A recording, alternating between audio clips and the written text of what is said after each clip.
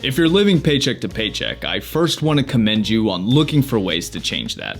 Living paycheck to paycheck can be a highly stressful situation, and in today's uncertain economy, all it takes is one unfortunate event to put you into a downward financial spiral. So in today's video, let's talk about the steps you can take to stop living paycheck to paycheck. Just getting by can be a thing of the past if you're willing to put in the work. First things first, you're not alone here. Over 60% of Americans are living paycheck to paycheck. Over 75% are reportedly anxious about their current financial position. And of those Americans that have missed a bill in the last 6 months, over 60% say they simply couldn't afford it. The takeaway here is that you shouldn't feel isolated in your struggles or concerns. There are many others in similar situations, so don't allow fear of judgment or embarrassment keep you from being proactive in improving your personal finances. To stop living paycheck to paycheck, there's fundamentally two things you can do. Number one, spend less than you make, and number two, make more money. That may seem obvious, but you'd be surprised how often the fundamentals get overlooked. More times than none, the solutions to your problems are simple. It's the fact that each of us has a unique financial situation that can complicate the implementation of a simple solution. But anyways, let's leave the solution of make more money for later, because there's evidence that having a higher income does not automatically mean you're not living paycheck to paycheck. Of those making more than $100,000, almost half live paycheck to paycheck. Of those making $250,000, about 20% have that same financial lifestyle. And that's not entirely surprising when you consider that lifestyle creep is a very real thing. So that leaves us with spending less than you make, or in other words, living below your means. By spending less than you make, you are by definition not living paycheck to paycheck, but there's a process here that helps you reach that point. First off, if you haven't been keeping track of your monthly expenses, you need to be. When making financial decisions, you're going to want to have as much data as possible. This will make the picture around your spending crystal clear. For those of you that prefer to do things on your own, there are numerous free budget templates that will make it easier to categorize and visualize your expenses. For those of you that couldn't be bothered to use a spreadsheet, there are some fantastic mobile apps that make keeping track of your expenses easier than ever. When you keep proper records, you can easily see where your paychecks are going every month. Are they mostly going to your housing? What percent is going to car payments? What about utilities? These are questions you'll need to be able to answer when it's time to make decisions about what's getting reviewed, replaced, or flat out cut from your budget. Once you have your numbers, first take a look at your biggest expenses. These will be the items that you pay hundreds, if not thousands of dollars every month. Generally, these will be your mortgage or rent, utilities, your car loan payments, credit card bills, any student loan debt, and insurance costs. For each of these things, start asking yourself, where did you overextend?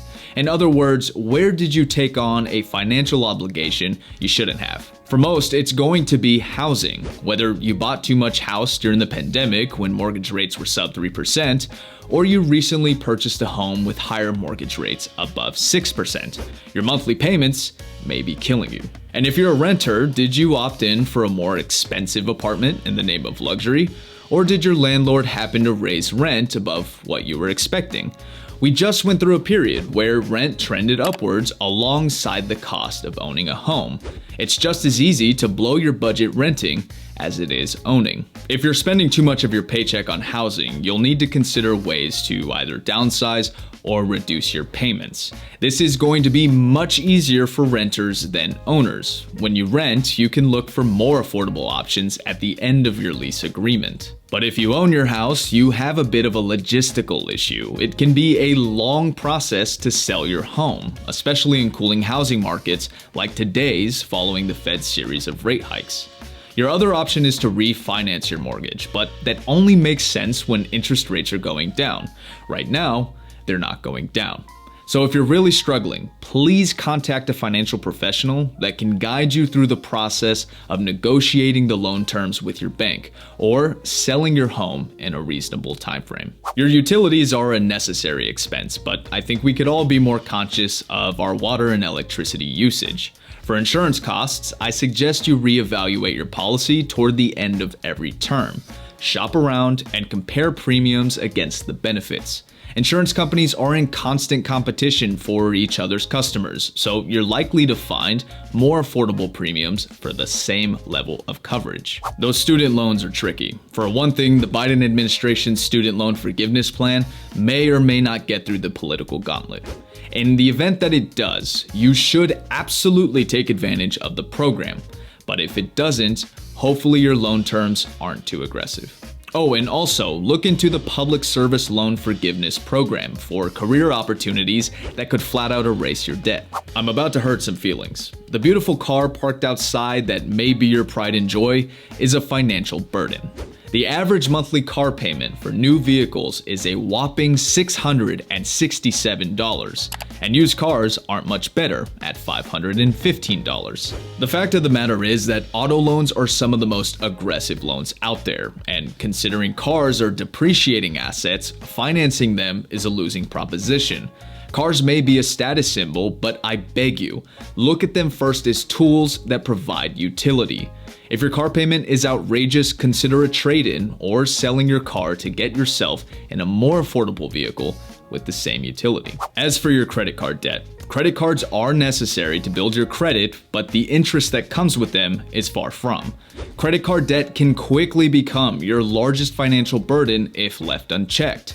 20% interest on debt is serious business. It will bind you, it will beat you, and it will bury you. If credit card bills are killing you, it's time to focus on paying this debt down. But when you're living paycheck to paycheck, maybe the minimum monthly payment is all you can afford. So what do?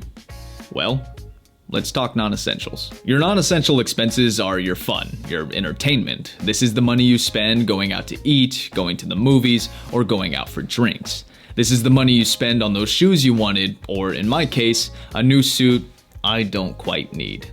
Now, I'm on record saying I don't promote extreme frugality, as long as your non-essential spending is reasonable. But if you're living paycheck to paycheck, and especially if you're accumulating debt on credit cards and high-interest loans, the money you're spending on non-essentials is best used elsewhere. By this, I mean you should actively reduce your non-essential spending and reallocate that money towards paying off your high-interest debt. For instance, if you're accumulating debt on a credit card at 20% interest, instead of going out to eat 7 times a week, consider cutting that in, let's say, half, and using those savings to pay down your outstanding debt. The larger the debt, the more aggressive you'll need to be cutting the fun from your routine, at least until you've gotten the debt under control. If you have multiple sources of debt, the way you determine which to focus on paying off is basing it on the interest rate you're paying. Pay high interest first, and then prioritize other debt in descending order. One last note on credit cards. One of the best things you can do is change how you view credit. Instead of seeing credit as means to purchase things you otherwise couldn't afford, look at it as a way to spend money you already have, with the added benefit of building your personal credit for much more important financial events like buying a home. Very quickly, there's also smaller essential expenses like internet and cellular service. These are things essential to your daily routine, whether that's communication, transportation, or health. When looking at these expenses, I recommend shopping around for more affordable alternatives as you would for insurance plans. Compare the costs to the benefits and try not to buy more than you need. Notice that I did not provide strict guidelines for each type of expense. I'm not saying you should only spend 15% of your income on housing, or that you should only spend 10% on your vehicle.